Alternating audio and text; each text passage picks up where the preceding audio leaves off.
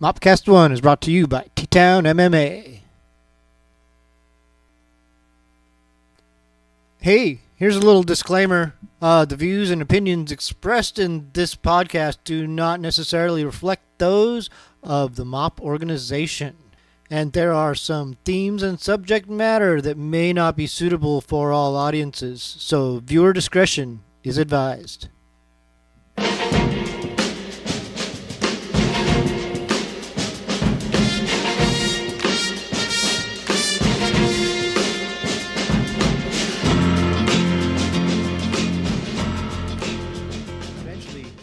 Like you were talking about being able to talk about the music more, it'll eventually get to that point where the people doing this will be more comfortable doing it, myself especially, and I'll be more knowledgeable because I don't know about everything. It's also another reason why I'm doing it, because I don't know everything. I don't know everything about all these bands.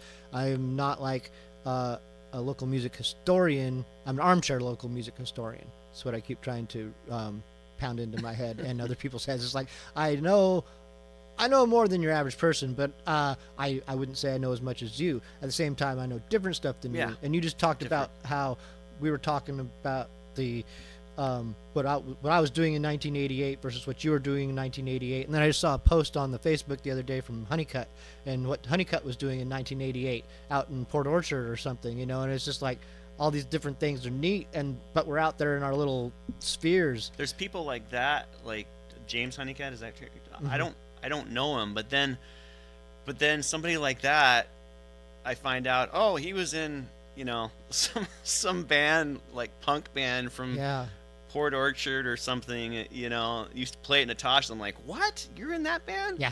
You know, so I don't know. Was he? Yeah. He was? Yeah. What band was he in? I don't remember what it was called. I don't remember. See, that's all I always get. Yeah. And you realize how many people, like, you know. I had a guy in here the other day, Zach, rapping Zach, and we played a song of his on our first show. And now Zach used to sing for a band called Utterance, and Utterance played a lot in the early 2000s, especially. Like, they started playing in Hell's Kitchen at the time when I was getting out of the scene, basically. Like, so that was part of the era of stuff that came after us. That was what were some of the other bands he was talking about? I forget right now. But there's just these different scenes, pockets of them, and they overlap sometimes, but they don't always. Sometimes they don't interact. Sometimes there's just, you know, like there's people out in Puyallup. There's 16-year-old kids in Puyallup right now making music that we don't know about, you know, and they're a scene. Like right now, there's so many sub scenes, you know, and all over in Tacoma. I'm like blown away. You know, how many bands there are in Tacoma, you know, right now. It's crazy. Yeah. It's probably, I don't know. I don't want to throw a number out there. I don't know, but easily a couple hundred, you know. Mm-hmm. I'd guess something like that, and probably most of them we've never heard. Yeah, it's true. And so when I'm laying out the format for the show, I started thinking about it. Like, initially, I'm like, hey, can you do a show like this? And you can, like, indefinitely. It seems like it's a narrow focus, and that there wouldn't be a wealth of material to draw from, but there is. There is from throughout all of time. There's material that you can draw from. Now, it gets thinner as you go back, but again, there's still pockets. There's pockets where there were scenes and people recorded a lot. Like, it's amazing how much material was recorded in the 60s in the wake of the Wailers and the Ventures and the Sonics, and like the rock was huge, and kids made records just like kids make records today, and it's far out. Oh, speaking of that, there's this record collector musician, and he's always like, you know, look through Goodwills for records, but he was telling me about a band that was kind of garagey from Puyallup in the late 60s, and they put out a record. They're called the Untouchables, and they put out a record on WASP. Well, you've heard of them then. I have heard of them. Right. They're on my archive. He actually found one of their records. Is that right? Yeah. Wow. Yeah. I guess somewhere on YouTube there's one of the tracks from that. I might have ripped it, actually. Really? Oh, cool. I couldn't find it, but But then he told me it was on Wasps, so now I have to look, see if I can find it. Yeah, his Mark's band was the Grotesque Mommies. That was Mark's band. Yes, I remember. They're on the. Okay, yeah, I do have the Untouchable song on here. Oh yeah. Don't Go, I'm Begging You, something like that. Alright. We'll listen to it. You'll get to hear it today. Okay, where's my headphones? Right there. Oh yeah, right there.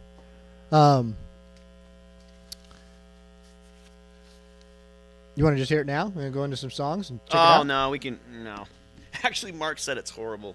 Oh yeah. Well, now I don't know if it's horrible. it may be, but okay. It's history. I don't like every song I'm gonna play or have played. Like I'm trying to be very now. I'll be very honest. Is that I played a lot of songs that I love so far. Yeah. Like I'm like kind of going out of my way because I'm doing every episode. Like this is the only episode I'm ever gonna get to do. I want to fill it up with stuff. So you need a place to hang that. Oh, it's okay. Let's do this. And so I do every episode like it's the only one I'm going to do, and I jam pack it with whatever I can fit in it. And Beautiful. yeah. So I do particularly go for songs like right now while I'm doing it, and I'm in control of everything. I'm putting a lot of songs that I just love. And then the first episode, like I played a song by Sleeper Cell. I gotta tell you, that song, fucking Dharma, dude, I love that song. Oh, thank you. Yeah. And for me, like when making that playlist and listening to those songs, there was a couple songs that like every time, like when I'm editing or listening or whatever, I have to stop and hear the songs. And there's a song by Starla on that. Oh, I love that song. I do don't know, too. I don't know anything about that band. They're another one of those bands from the School of the Arts. Okay. And Wait a second. Did they play? They played last year? Did they play last year at Music in the Park? I don't know. No, I don't know. There was a girl who played. I think she played guitar, and then there was maybe a cello player or something, and then they played at that frickin' bar by Stadium. After they played a bunch of songs, and I went and saw them, and I was like blown away. Huh. I don't know. That might be the same group. I don't know. Memories. Yeah, I just discovered them, accidentally, and they're not active right now. But loved them. I mean, they really struck a chord with me, harking back to Katie's Dimples. It was that like early Katie's Dimples stuff when they had a violin player in the early '90s. Loved that group. Well, you were in that group too. That's right. Kicked out of that group. You got a recording in. And I'm a big proponent of recordings, and this is also for anyone out there in bands. This is why I recordings are important for many reasons. It's the most. That's how your band's going to be heard, more than ever, forever. A recording is what's going to preserve the legacy of your band, and get in on recordings. If you're in a band, insist on recording. Go and record. Get your name on that recording. Because then you're there. Lord. You're preserved. Put it on vinyl. Yeah. That's what I think. Oh yeah, vinyl. More vinyl, the better. So I start these shows and we just start talking, and I don't introduce people often. I don't assume that people know who is talking or who they're talking to, because some people are just listening to the show, and so some people will put on this podcast and whether we know it or not, there's people who we don't know who are going to listen to this podcast, and they're going to listen to and not know who you are or who I am. And I'm Potter, and that's not what's important. But you're John Purkey, and you've been in bands for a lot of years, since since 1980. Was that your first band? No, 1980. Well, about 83. 83. Yeah. ATG. ATG. Yeah. Yeah. Against the Grain, right? Yes. And I am not at all familiar with that band, and this isn't an interview. Well, it's okay. And then when it comes to the story of recording, we didn't know what the hell we were doing, and between Bruce and George Reber, they figured out they rented a PA head, and I think they may have even rented some mics. And somehow, out of the PA head into a tape recorder. So mic'd up what we could, and then just recorded live, and it went out of the PA head into the tape recorder, and that was our demo. That's rad. And we were like, yeah. It's better than the first recordings I did in bands, for sure. Like, we were using cassette. We'd take a cassette component, stereo component, and then just feed mics into it. Yeah. From all over the room. Some of those have stereo mic inputs, and if you can find one that works, every time I find one now, it doesn't work. It's broken. Oh. But you can get stereo inputs on the front. You can get amazing just live recordings out of those. I gotta say, like, really good. They really did capture the whole sound of our band very well. And it would be great if some of those recordings still existed, because like that was like my first band. The first band that I was in was some of the most purest punk rock that there is, because no one knew how to play their instruments. Like, so it was true, pure, like, people trying, just making rhythms, noisy rhythms, and screaming on it. And so, that would be great to hear. Like, I have fond memories of it being a perfect, horrible band. It's so fun to hear, like, hearing your first recordings. I mean, it's like, the first time getting stoned or something. It was just like unbelievably, maybe it was more fun than the first time getting stoned. Probably, yeah. They're like, oh my gosh, we're a real band. Yeah, we're recorded. Yep, I feel it's really important. And in today's era, bands record more. They just do. It's a lot. So easy. Yeah, it is. So many different possibilities of how you record for nothing. Yeah, making music is really in our hands in a way that it's never been, and we've just not caught up to it yet. Like times are changing, and so live music's kind of suffering because of it, and music sales is kind of suffering because of it. But it's just a transition. It's going to like flop over and be a viable thing again pretty soon. Like both live music, and they're gonna find a way to market music easier. Probably songs will be $0.25. Because all my life a song has been valued at around $1. Like, far back as I can remember, a 45, was $2, and today they sell a song for 99 cents or so. So to start knocking that song down to $0.25. Well, I think digital files are. I mean, they're easily you can manipulate them and send them anywhere, but what's becoming, I think, it's coming back more is wanting to have the physical copy of on cassette even, or on vinyl,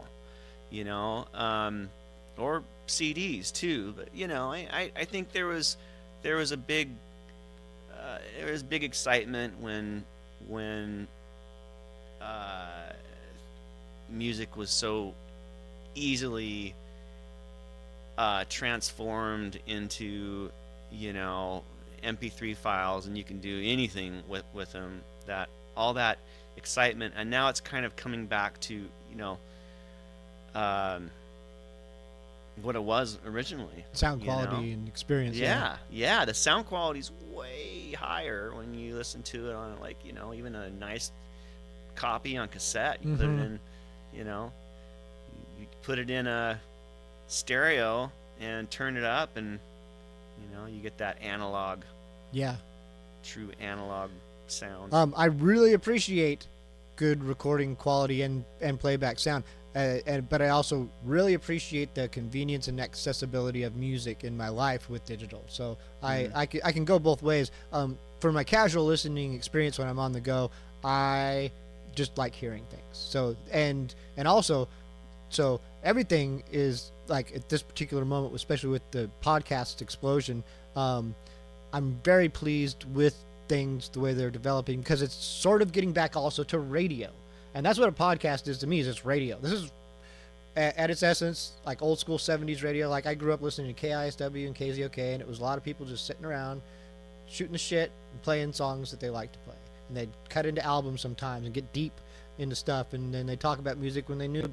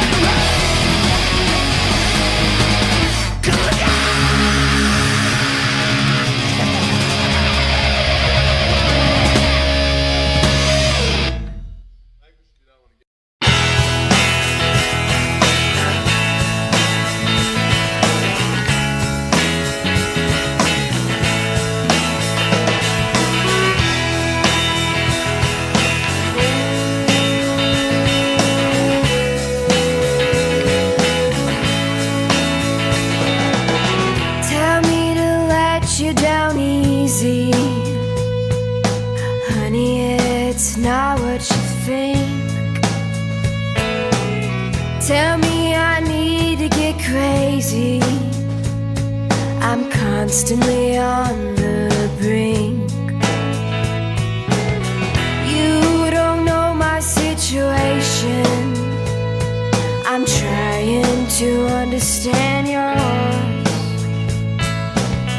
This back and forth that you're giving me, I am climbing off of my high horse. 'Cause I'm giving that easy for something that doesn't feel right. And if I were to tell you the whole truth, wouldn't need to figure it out all the time.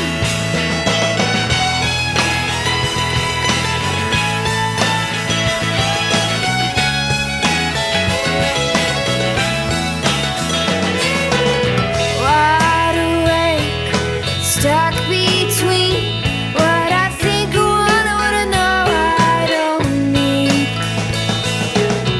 Oh, how foolish of me, hiding from something bigger that I couldn't see.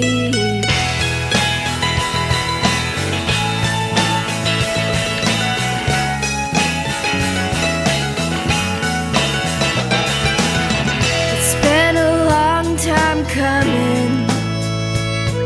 I'm no longer stuck on this, because I push myself into a stream I never wanted to swim. But I think you dove in too deeply in unrequited relish. So I'll stand by your careful disguise, trying to get me interested. Tell me, how did this begin? What do you see in me? 'Cause I excel at playing safe. You're good at running free.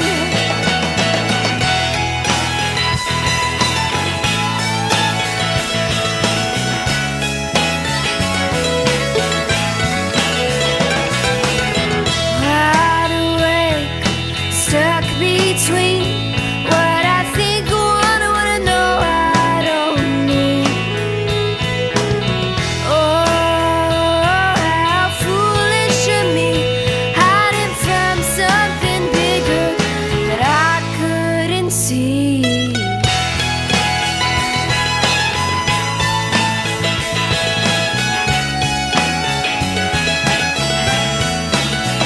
I wanna see you after I'd gone, but I can't have you hanging on. You never stated clearly what you feel, so I'm unsure of the ground I stood. 'Cause we were filled with many thoughts, didn't utter a single.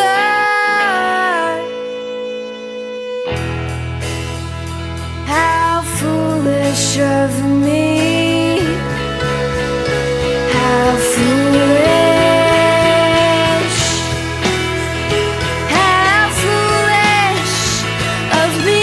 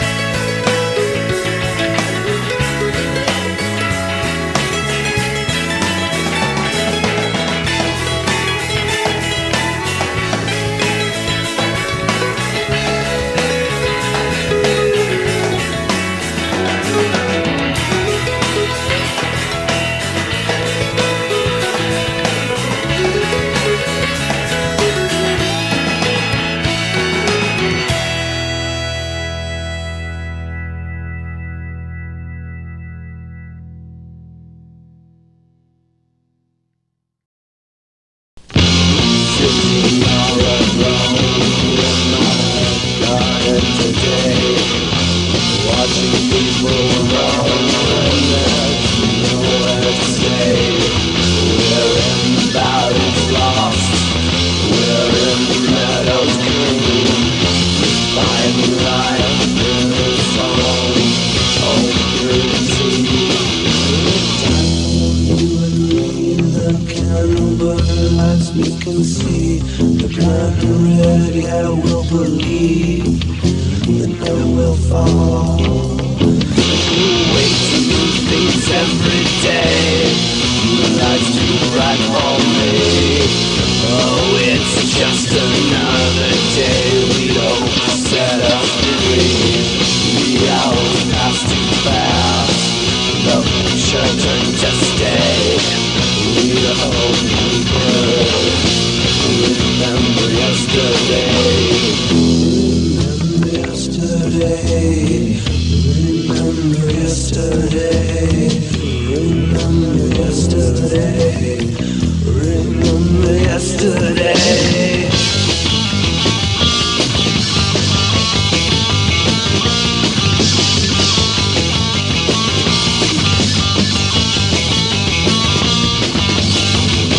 Remember yesterday. Remember yesterday. Remember yesterday. Remember.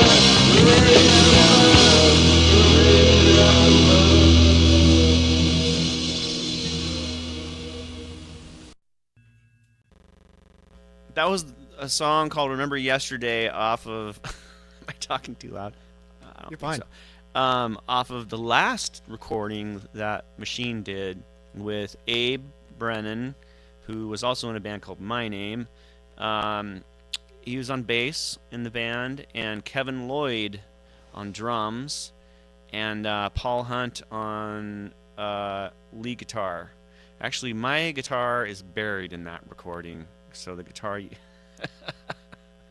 I don't think I got to mix this one.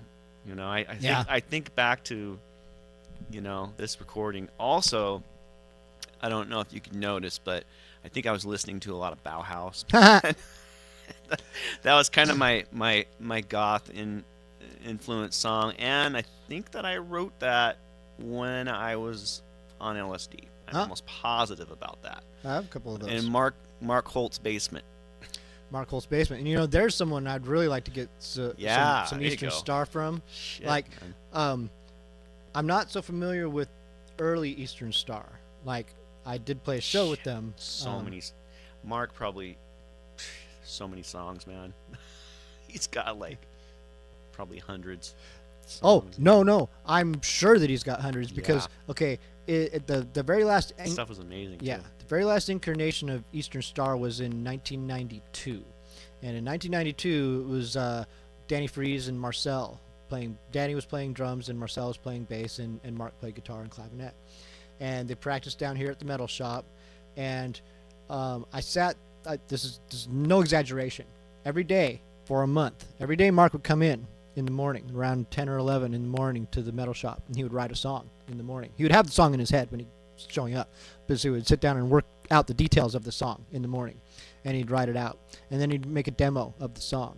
And then later in the afternoon, one of the members of the band would show up, and he'd start teaching them. And then the next member of the band would show up, and then they would teach them. And then they would spend an hour or so rehearsing that song. And then they would spend an hour or so recording that song. And then he would spend a couple hours tracking the extra guitar tracks and the vocals and the clavinet and whatever else it needed. And then he would spend a couple hours mixing it. And so by the end of the night, he would have a complete song mixed. And then he would come back the next day and do the same thing. And after 10 days, he had an album. And after 20 days, he had 2 albums. And after 30 days, he had 3 albums in the can, ready to go. And then he was ready to go. The band was ready. He was going to do stuff. And then they broke up. And then he moved to Seattle, I believe, and started a rap band. That's what I remember. I don't know if those are exact details, but the band melted down, and that was the last time I remember Mark being involved in this particular scene actively. But he was a legend, And I remember at the time people just going, "Dude's a genius. He's a genius," and he was. I mean, these weren't like half-assed songs. They were fully realized songs every day, and they weren't like the same song being repeated. No, he was coming up with a different song every day, and just a wide variety of just very good, great rock. It was good time rock and roll. Acid rock. Yeah, and I would love any of that stuff to hear, just to hear. Yeah. Any of those songs. He's got a lot of that stuff, like digitized too. I mean, yep. Send him a message. Metal Mark. Mark Wand. Mark Wand. Are you is there anything specifically you want, like what do you want to hear? Stuff that you want to hear, whether I've got it or not. Like, what do you want to hear from Tacoma, John? Oh, what do I want to hear? From Tacoma. Let's see. Delilah. Right on. Maybe Delilah. I have very little Delilah. I have the let's 7-inch, the UV and Wright's 7-inch, and a couple of other tracks. I've just spoke with George the other day, and he's going to get me a copy of the album, and I'm specifically looking for other stuff, because there were some songs they did right at the end, and boy, I loved those songs. Like one was like "We Think Just Like You Do, Just Like You Do," something like that. Man, that song was great. And he says that they might be on a comp from Beluga Records, which I've not tracked down yet. Do you have any Blind Ambition? Maybe.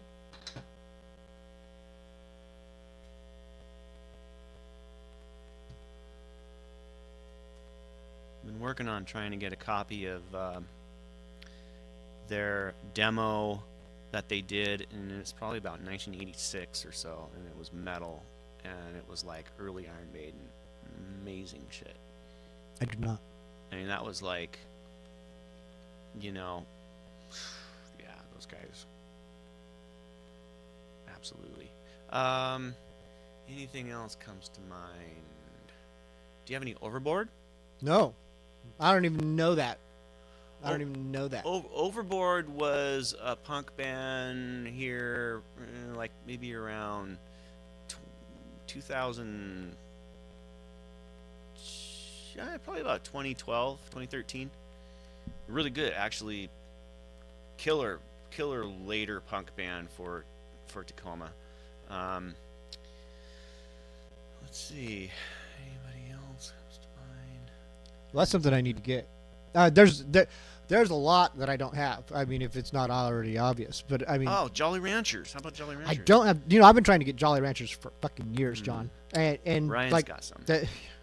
try getting it. You could probably get it from him. I'd love to play Jolly Ranchers. I've Brain of Blood and Rummage and a couple of these songs, Rummage. man, are just so good. Yeah. Well, as we go on, I'll think of some. But, Oh, hold on. Why wasn't Jolly Ranchers on the Tacoma Happens? no, I don't think so. Oh, Tacoma Happens. The tape, Yeah, the- I thought I was thinking the Tacoma MAWP comp. Yeah, actually, Heather. I think Heather had a lot to do with that. If not, I think she may have even put that tape out. Oh, Tacoma Happens was Heather entirely. Yeah, she still has some of those tapes. Still has some of those recordings, that's cool. like complete recordings. Now she was she was in a band with Doug Mackey, right, in the '80s, something. Cause and Effect. Yeah, Yeah, or something like that. Yep. And and Big Idea. Big Idea. That was the from- one I remember. Yeah, from Which I might have Yeah. got all this information from you over the years. But is there any recordings of that stuff in existence? yeah. There's a record, a full 12, and Heather, I think she still has the second. There was a recording they did with kind of a pretty well-known producer. I'll have to ask her about that. And I think she still has it, and I don't know if it's ever been released or anything. That's good stuff.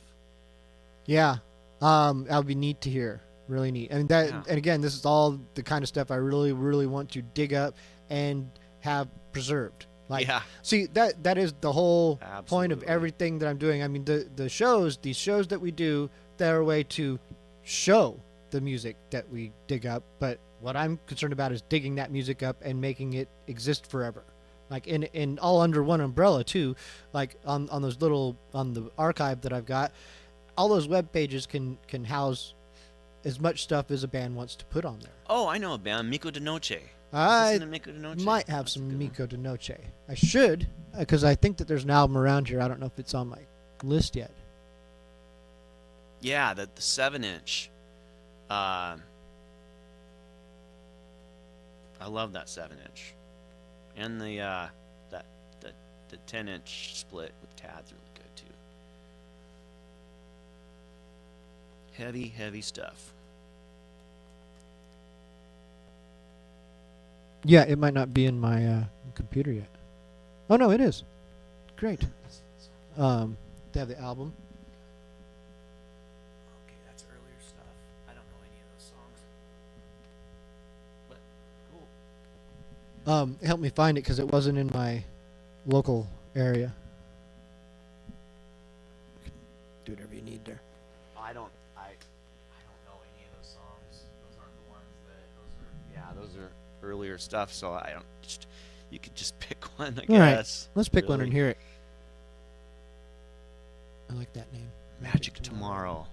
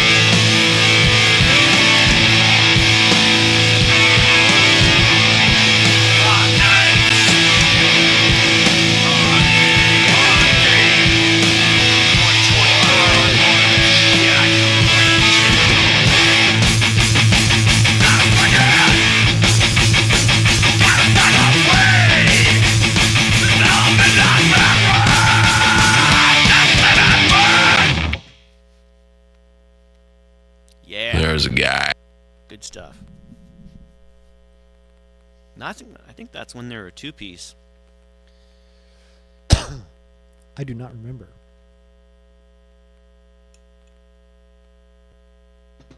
Sorry. I don't have the whole system dialed in. It's an imperfect machine. Hey, you want to see something I figured out? That's really no, I didn't figure it out, but I found it. I heard about it and I looked it up. So, on your driver's license, okay, do you know what microprint is?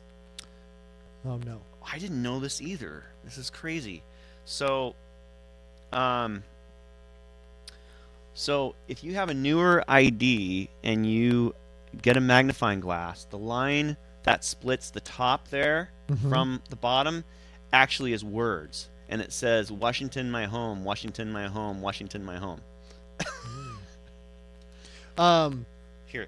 Well, I've seen Check it stuff out. like that in money, you know. Yeah, actually, every check on the line where you'd sign, it says something. It says like, it'll say something like maybe the name of the bank with authorized signature. Yeah. But it just looks like a line. It's weird. I don't know. I was checking that out.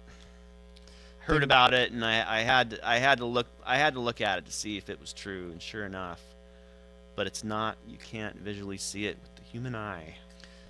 Interesting. Anyway, they probably have ID scanners and things like that to look exactly for those types of things. Yeah, they can find fraud that way or something, So. Yeah, I remember when Fake. they started putting the little film in money. Yeah. That was probably in the early 90s, and I used to always pull that shit out. I got over it. It's like, okay. What?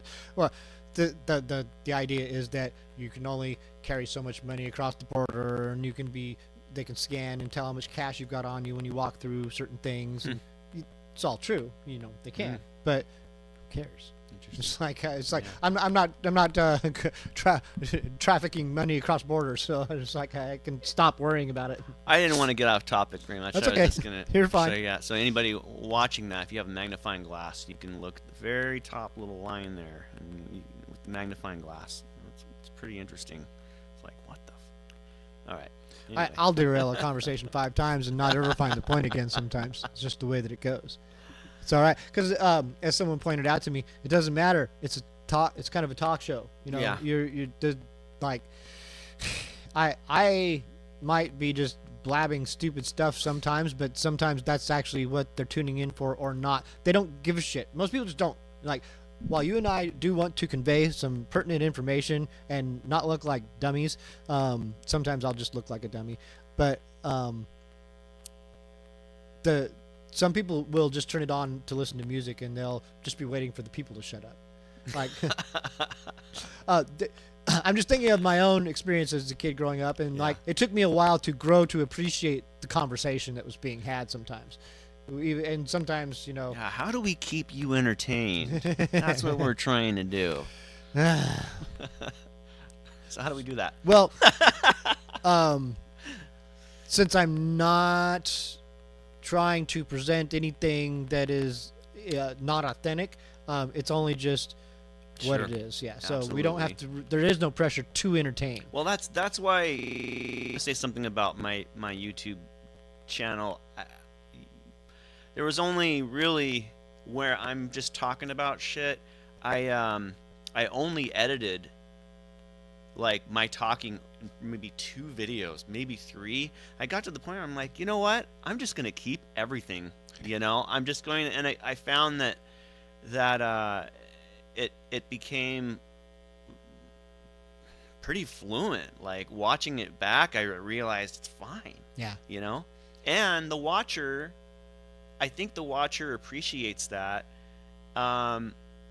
And I watch other YouTube channels, I'm sure you have too, where people edit. And I mean, knowing video editing, I can see it so much, and it's like, there's like all these they're chopping so much out, just to make it, to get the point across. But all that other stuff, is good, I mean, it really is. I get how this all evolved to what it is, and I understand, and it's effective. It's effective in that when you're delivering stuff like that and you're doing the quick cuts, you can go through and you can get all of your concise points and line them all up, and then just bombard people with it. But then they're getting constant information. So from a viewer perspective, the person who's just like, I don't have a lot of time, I just want the stuff, give me the stuff, and so you're getting it in 15 minutes. Give me all the stuff in 15 minutes, and that's what they get. Done a bunch of quick cuts and quick points, and I'm done for the day. I can go home. But that's not what I want to do. It's hard to know, if depending on the person, if they're cutting themselves short, because really what they would be talking about is still very interesting, whoever the person is, and you'd love to hear it, Yeah. So, I don't know, or not. Well, and there's another reason too, and this is from my own understanding of things, is there's points where you're saying something and then you go, Yeah, ums. I do that a lot. And then there's Is there a band called the Ums? I don't know. Pretty good. But also, oh, it's okay. Oh, I'm gonna shut my phone off.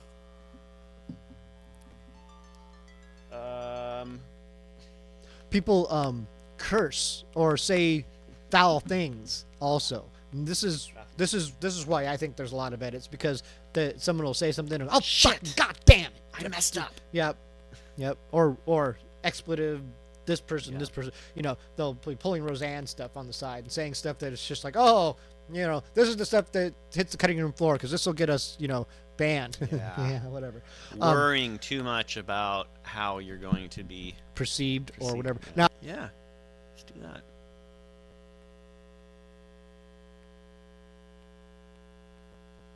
there's a band I know nothing about. Let's listen to a couple songs. We're going to listen to Says the Snake. The band is Says the Snake. Oh. This is a song from about 5 or 6 years ago. Doc Who by Says the Snake. And then we'll hear Sons of Ivan and Seaweed. There. So give us a minute.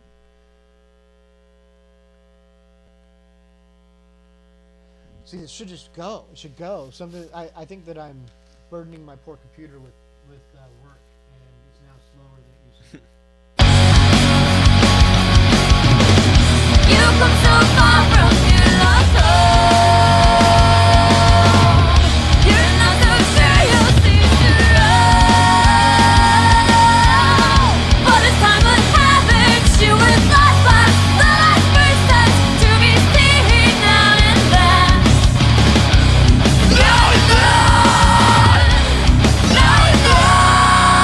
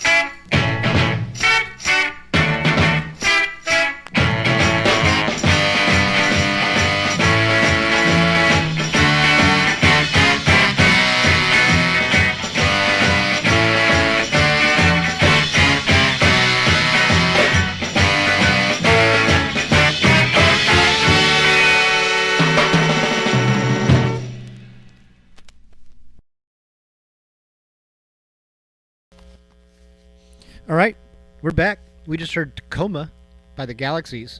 We also heard Kid Candy by Seaweed from the album 4. Together by Sons of Ivan. I think our camera's dying. Oh well. They might be out of batteries. So I can plug this in and we might come back in time or not. So we just played that song by Seaweed a minute ago. I know more about Seaweed than I know about the Galaxies. And one of my favorite things about that song is that it was featured on Beavis and Butthead. And I just remember so on Beavis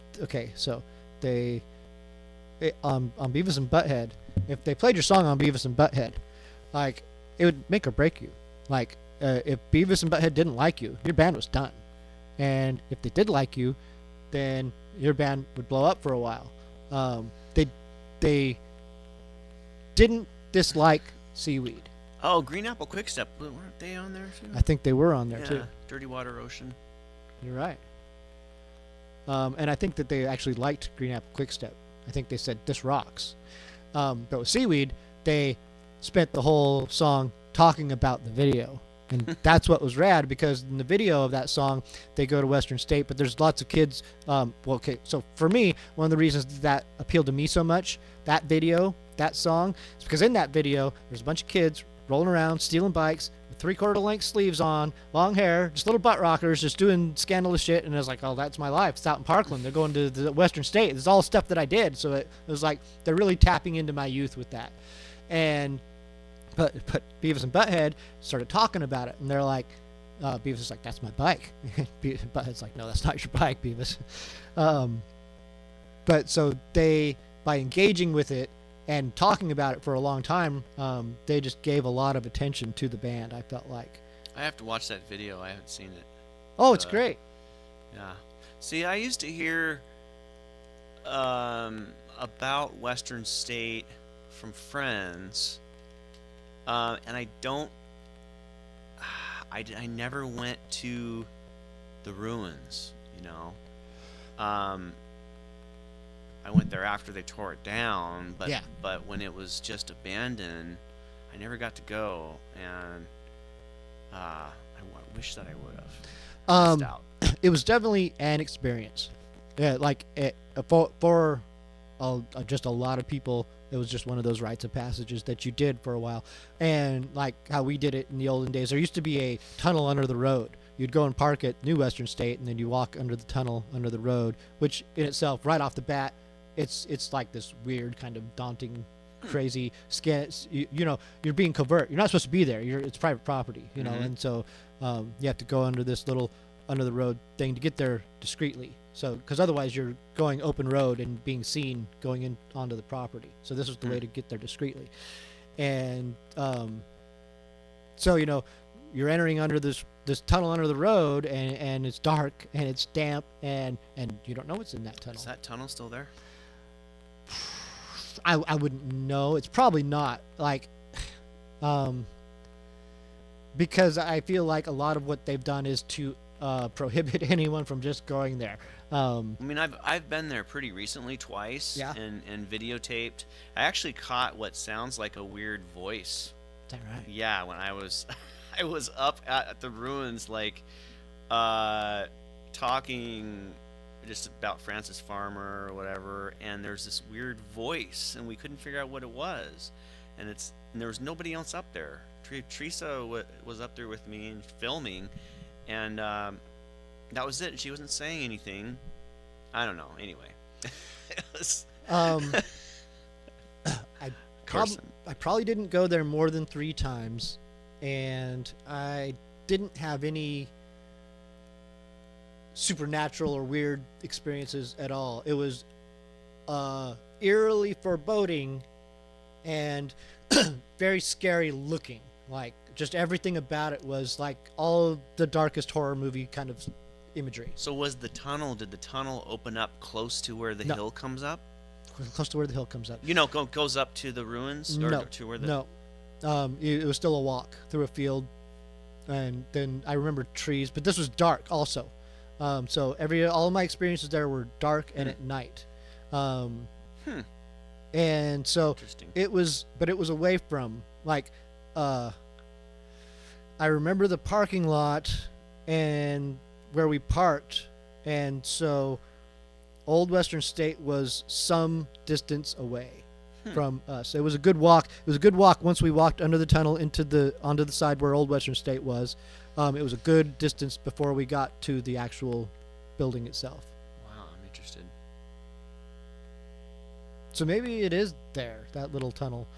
I don't know. Do not know. And there was an explanation as to what its use was before. I used to know more history about the place. I don't anymore. I just haven't focused on it too much. And I got chased out of there. That's the one thing that stands out most out of all my experiences, is that the last time I went, we all got chased away, like security and stuff like that, and like everyone was very scared about being caught for whatever reason. I don't know. We were young, teenagers, being hooligans, just going there partying, drinking, and whatever. And I just remember getting chased and everyone getting dispersed in different directions, like. And so how we all ever found each other again, that was like one of those miracles of life, because we were all out of our neighborhood and out of our element and got chased away and scattered. But That used to happen to us down by the huts when we'd like hang out and drink, like around stadium area. There'd be security like around Annie Wright or around, you know, like chase us out. yep, those were the days, the 80s. And so I don't remember, I guess they didn't tear it down till the 90s, right? Yeah. Because that video was filmed in the 90s, and that's when they that was all set in the ruins, the rubble of the thing. And so I don't even know, they've probably cleaned up all the rubble by now. Have they developed that land at all, done anything with it? Oh, you were just there. Yeah. No, there's it's all open. It's just a park area where you can walk around that little like lake, and there's just kind of open fields, and then there's those big like barns or whatever those are, and yeah, it's pretty. So they clear all the rubble away from the. Yeah, I think so. Yeah, I don't remember seeing any rubble. In the 90s, the first time I went there was still like one wall that was, you know, like just one kind of broken wall that was probably, I don't know, 10 or 12 feet high or something. Remember that. But now it's just the foundation, and you can walk up on the, Oh, okay. you know, the foundation of the old building. Yeah, it was layers and layers of graffiti and pentagrams. Yeah, you know. wow. Yeah. Yep. It's crazy. Tacoma metalheads, Lakewood metalheads going in there. Yep, it was one of those things that you know, at the time you were supposed to do, and again, all it took was getting chased out. Was like, I don't need to do that anymore. It's like, I've had my experiences, and it's always the same. Well, it wasn't always the same, but at least, you know, if the best it's going to get has happened, there's nothing going on there. It was just a place that would scare you. I mean, I'm surely there is like, it retains a lot of exactly what you're talking about, because it was a dark place and a lot of crazy negative things were going on there, and it felt like it. But and again, that was continuing, like with a lot of those people coming there for whatever reason to tap into that. And like, oh yeah, let's go there where they lobotomize people. Let's talk about brighter things in Tacoma, like the music. Tacoma's bright music history.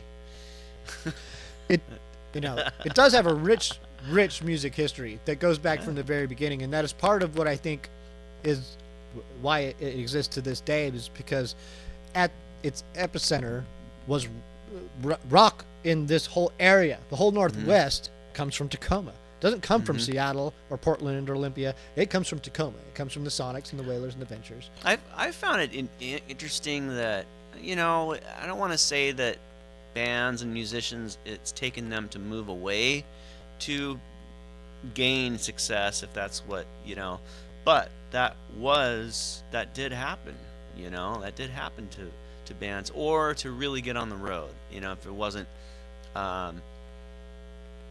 you know, I think that happened to, I mean, even a band like Seaweed, you know, they getting picked up by Sub Pop and then touring like crazy, you know, I mean, that's, you know, I mean, the possibility of getting heard by very many people just being in Tacoma, you know, that's the thing. It's like a lot of bands, they don't leave the city very much, or don't, you know, and you have to tour. If you're a band, you have to tour, you know, you have to get out of the city, meet people, and, you know, correspond with other bands and sleep on each other's couches, and There is all of you that. know, I mean, play to nobody and play to, you know, everybody, anywhere you can, you know. And it's frustrating, you know. The last few years I've been, the bands I've been in haven't been able to really tour because of other people's lives. Yeah. You know, for one reason or Yep. another. It's very you know, realistic. Kids Yep. and, you know, not living in a place, or not being able to, you know, this or that. So it's a little frustrating, because I really love, you know, I mean, I love touring. The first time I went out on tour, you know, with Subvert, it was scary, and it was exciting. Like, you know, all of a sudden John Grant's like, all right, we're heading straight to San Francisco, driving straight there, 13 hours, and we're going to play with Neurosis, Christ on Parade, Final Conflict on, I think it was like New Year's Eve or something. Uh-huh. And I was still in high school, and we did it. I think I had to get like one extra day off of school, so it might have been, I'm trying to remember which, because we went down there a couple times. But anyway, I pulled it off, and I was able to go. You know, I wasn't held back by either my parents or having to go to, you know, school or whatever. Uh-huh. But it was absolutely phenomenal experience, and I realized, man, this is what I want to do the rest of my life. You know, I want to be able to, you know, play shows and travel, and yeah, I mean, you know, and from that, like, the band literally, and that's we only had our tape at that point, and, you know, all of a sudden we have a label out of Phoenix that puts out a 7-inch, and then from that, the label out of England puts out the LP, and it's supposed to be released in the US, but that never happened for various reasons. Ken Johnson probably knows a little bit more the details of why. I think the tapes got lost or something. I don't know. Some point. Yeah, and then we get a letter in the mail from Pusshead. Yeah. Neat. You know, like, hey, you guys want to be on Thrasher Skate Rock or whatever? Yeah. And we're like, hell yeah. And he sent us like $200 to record, and, you know, anyway, there's some Subvert history. But yeah, I mean, touring was like, if we didn't leave the city, it's not that, you know, we wouldn't have found a label or something, but it was that one show, playing one show at the Gilman Street, you know, Yep. that all of a sudden, bam, you know, we have all these doors open, and out of that, like, you know, we had 4 releases, you know. Yeah. Song on a 7-inch comp on Hippiecore, 7-inch on Hippiecore, LP, and the release through Pusshead. Mm-hmm. Just from that, Yeah, that's awesome. you know. So anybody out there listening, and you got a band, get out on the road. It's an important experience. Like it's for a band, it's something that you should strive to do. I am very big on recording, and I can't emphasize that enough, especially for what I'm doing. I want bands to record everything, but I'm not a person who shuns live. We live in a live music culture. Like, we're very spoiled by it. We take it for granted because we all play, and we've played for a long time, a lot of people, and so it's just something that's within us. It really is. It's not like this everywhere. Like, every place isn't the same, and so the recording kind of gets taken for granted a lot of times, just in my opinion. It's, again, less so now, but the actual going out and touring is something that will get lost in this modern age if it's not something that is, because that's how you're going to, it's a different effect. Seeing a band live is a different effect. Now, I'll love a band forever just based off recordings alone, bands I've never seen. I'm a fan of Led Zeppelin, I'm a fan of the Beatles, I'm a fan of Black Sabbath, I'm a fan of these bands that I've never seen. And that exists. That fandom exists. That is actually more common than I go to every show this band plays.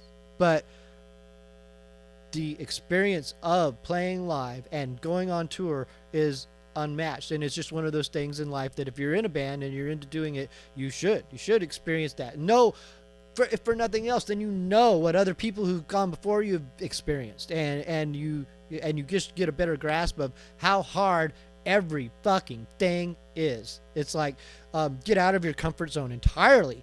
Get into a band with these people and see if you really like these people or not, if they're really your friends. You start to find out things about people right away when you're locked in a van together for a week or 2 weeks or a month. And when you go on tour for a month with people, if you come back after a month-long tour and you're still a band, that's a good fucking band, man, because it's not easy. It's not easy to go out of your home and live on the road like that. It's not easy at all. The Load Levelers, we did 31 shows in 30 days was the most shows that we ever did on a month-long tour. I mean, we did like 27 or something like that. Yeah. Maybe some days off. But yeah, it's crazy.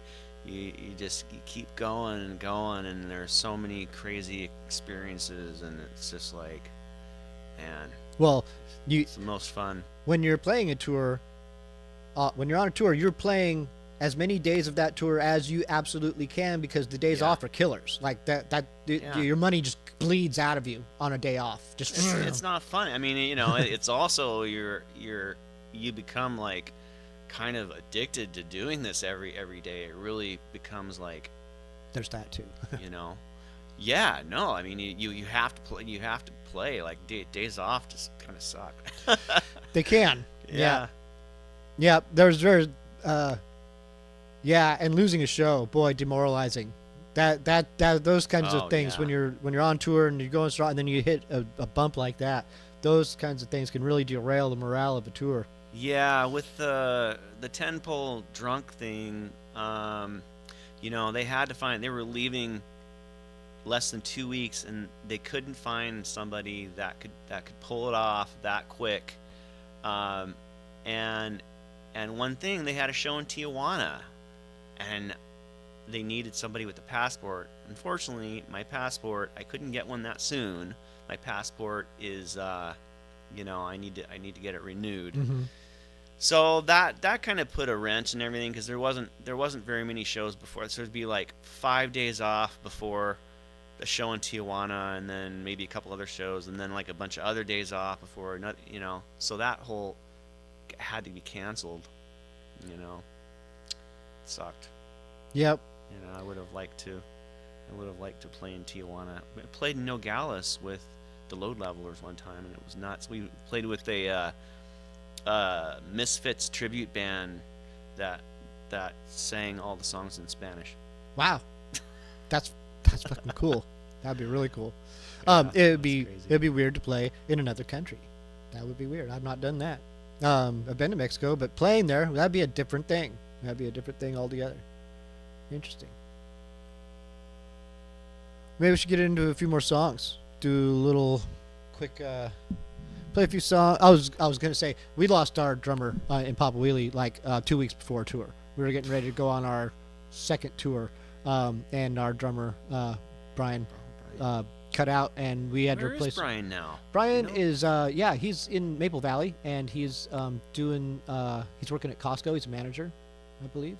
Not sure at where exactly in that whole thing, but yeah, he's doing really well. Him and Tommy are together, got their kid Zane, doing awesome. But yeah, Bob Lurvy there came in at the last minute, 2 weeks before, and learned our set of songs, and we went out on the road with him. That was great. Like it is hard to find someone to step in that quickly, and It was no easy task, man. Like, you know, the weird thing about Tenpole Drunk songs is they have these weird like intros and breakdowns and endings. It's not like the songs are not thought out. Like you start to realize how you know, like you and I probably, well, I don't want to say, but we probably have some similar like how songs are structured, you know, in a way, you know. But there was a lot of like playing a part 3 times, you know, or something like, and then playing a part 4, you know, and then Yeah. just weird stuff that would throw me off. So I had to write everything down and get, you know, like learn shit really quick. You know? I've had struggles myself. Like I was briefly in Ashbib, and Ashbib did things different. Not everything, but they did mess around with some time signature stuff, which for me, coming from very straightforward music, that was a bit difficult. They also wrote their songs as musicians who were singing, and so their timing and things was a little different than a person who's just singing. And so for me, trying to capture what they went for with their songs, that was difficult for me at first, and it ultimately altogether it was just a weird fit.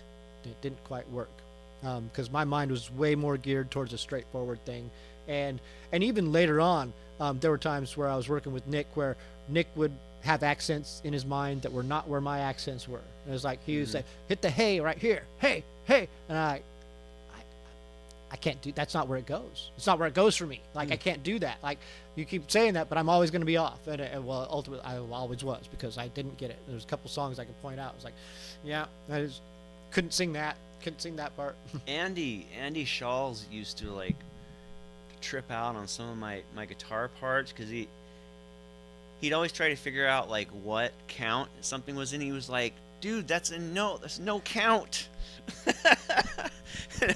And like Rick, it would be like an underwater practice or something, and you know everyone's trying to figure out. I'm like, why is this hard? I mean, my riffs are not hard, and Rick's trying to, you know, figure out with Andy. No, it's 4/5. No, check it out. Like, here it is. No, it's not. I don't know. It's funny shit. Hey, you want to hear a song off the In the Name of the Rice God? Yes. Track 3 is called Cyclone Vacation. So the music is stuff I had recorded by myself. And it's one of the first things that Fred and I did together. He heard it. He was like, "Wow, I want to put vocals on that." So I gave him a copy, and he wrote these vocals and then came over and recorded it. And it was, you know, and that was one of the first songs off this that we did. Sweet. Here it is.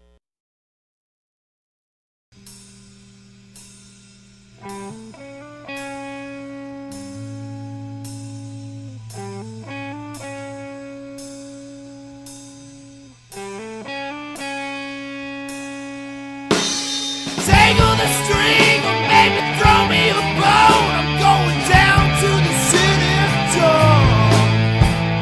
Jump on the bus and then you follow me home. I'm going down to the city door. It's me, Mr.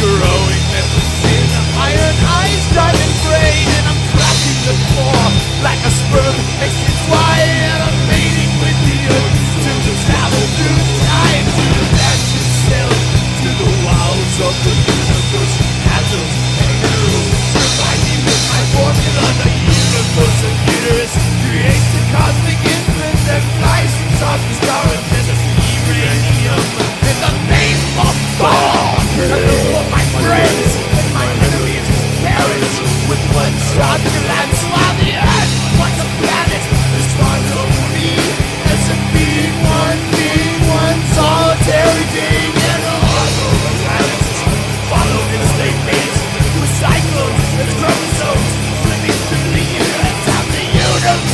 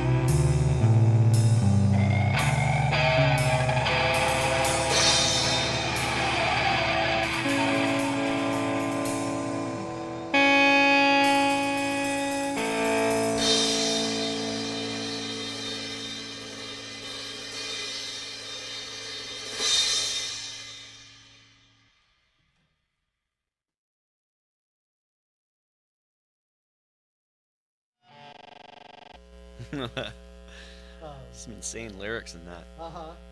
Yeah, I was trying to follow him. Trying to follow him to get back on the mic, back on the show. That was great.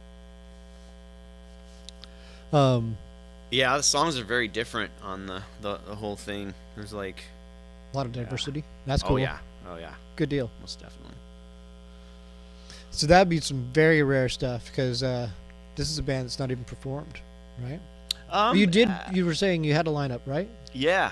Dave. One time, Dave Gliza played drums, and I played bass, and Heather played keyboards, and then Fred sang and played guitar, and we did one show. I'm trying to think if we did two shows. We did at least one show at. It was that frickin' club that was out in Fife. They had the race car inside the club, or whatever. Hot Rod, Planet Hot Rod. Yeah, we played there. Yeah, it would have been 99. This was recorded 2000. Yeah, I mean this was recorded in '99. Yeah.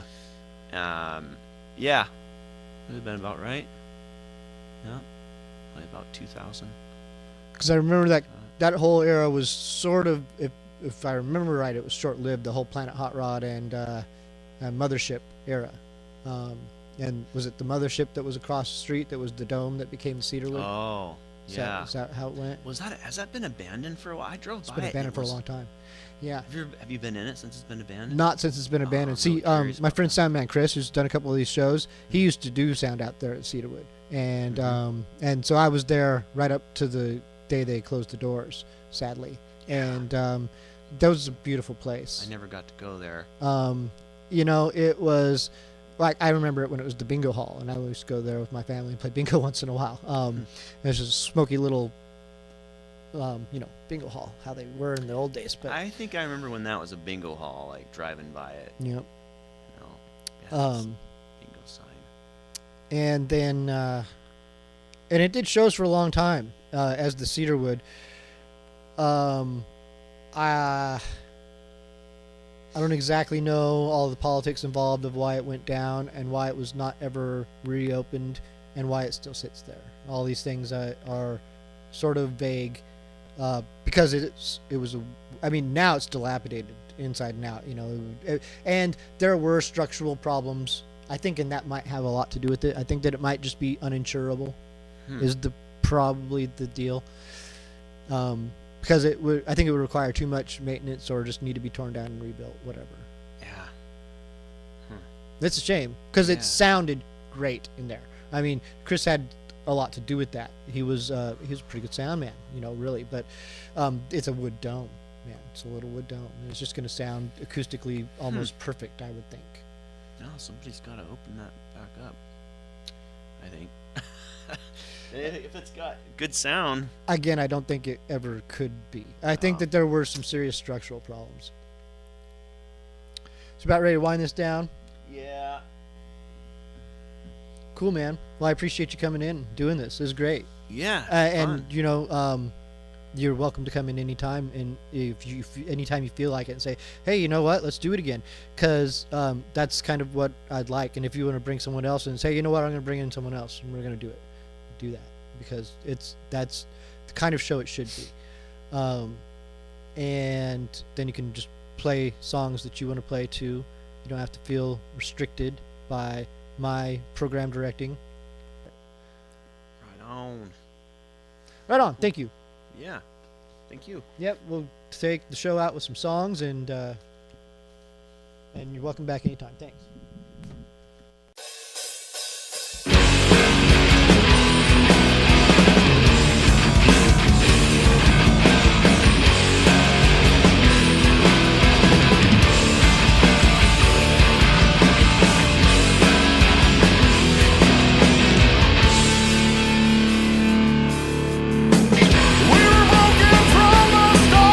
But I held my tongue and waited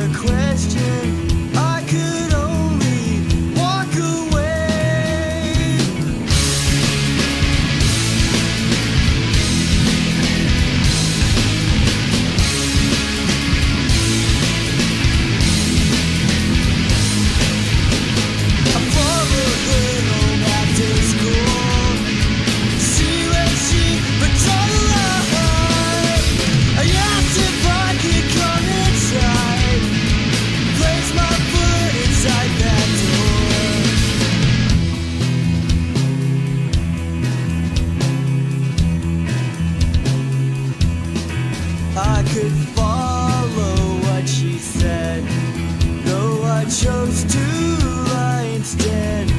When I answered with the question, I could only walk away. Reasons stand alone, you can't shut the door on what was there before. Reasons stand alone, you can't shut the door on what was there before. From the outside, all I want to do. Blurring my eyes, painting my eyes red. Kill the reason, kill the reasons dead. All the colors viewed from overhead.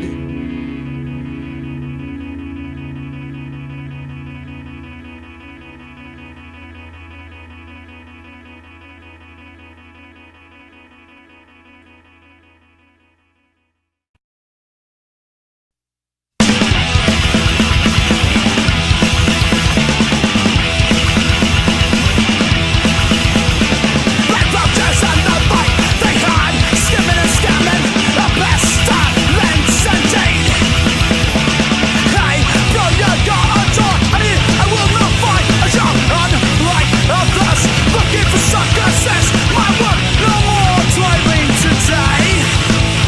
No need to be a wage slave. Cops, drugs and rest, guess there's no money to bleed. I'm fighting for the law, getting out of jail is all. Was free, back on the streets, looking for a job. No need to watch my back, my dear, let's all dance.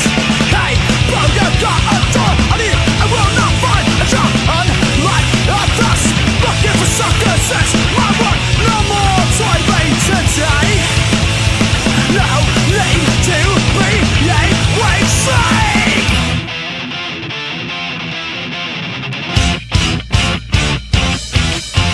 No name, no credit, nowhere to define. The cops want arrest, there's no money to bleed. I'm fighting by the law, getting out of jail. It's all was free for me. No name, no credit, nowhere to define. The cops want arrest, there's no money to bleed.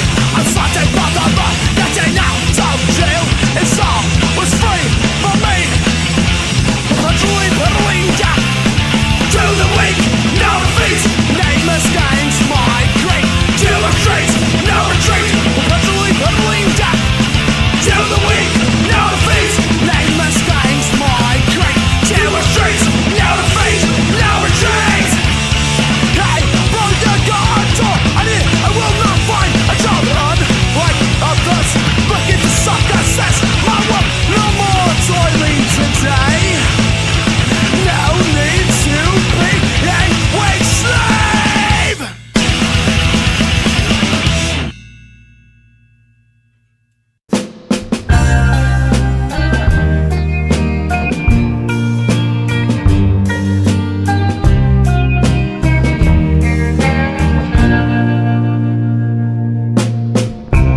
I'm in love with a girl who's in love with a jerk. He's still around, although he beats her. I'll never grow until I leave her. I'm messed up in the head. Sometimes I wish that I was dead. She is blinded by her love. Sometimes I wish there was a God above. I keep wasting all my time. Love and hate makes me go blind. Without a sign, I better leave her. Is this earth a living hell? Or am I locked inside her cell? Or is it heaven when I'm with her? I'll never know until I leave her. I can't tell her anything. She knows much more than people think. She knows just how to be a dealer.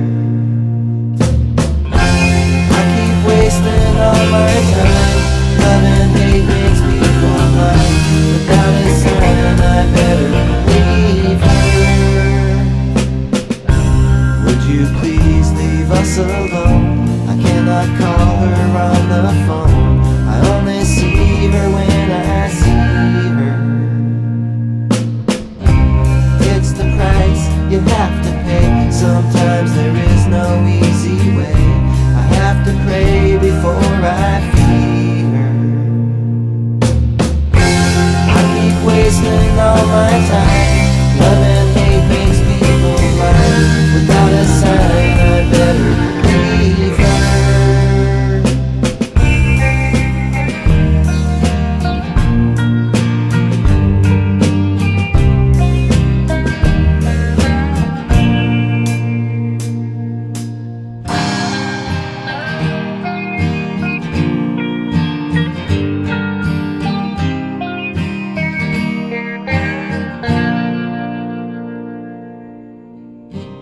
I'm in love with a girl who's in love with a jerk. He's still around although he beats her.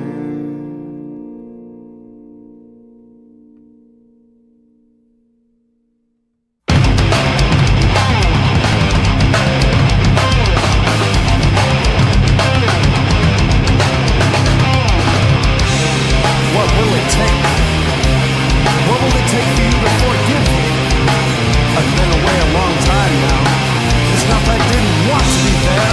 I think about you all the time, every day. But I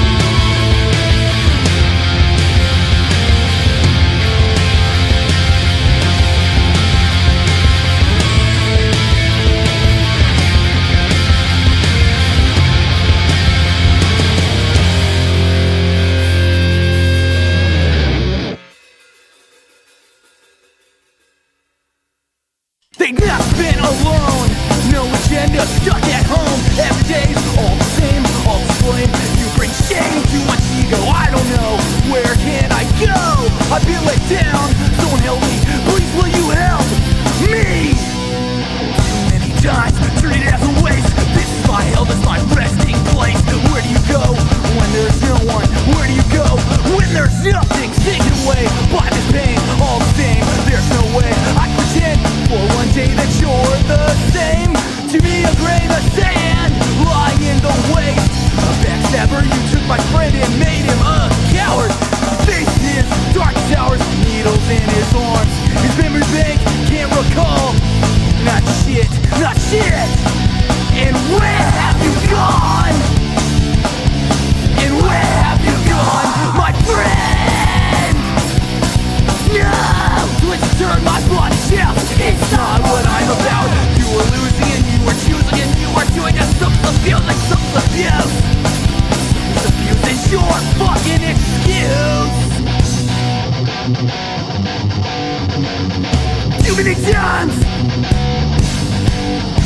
I'm not like you. No, I'm not like you. No, I'm not like you. No, I'm not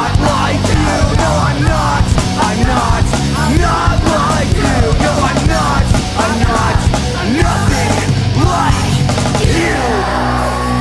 Thinking away, by the pain, all the same. There's no way I pretend for one day that you're the same.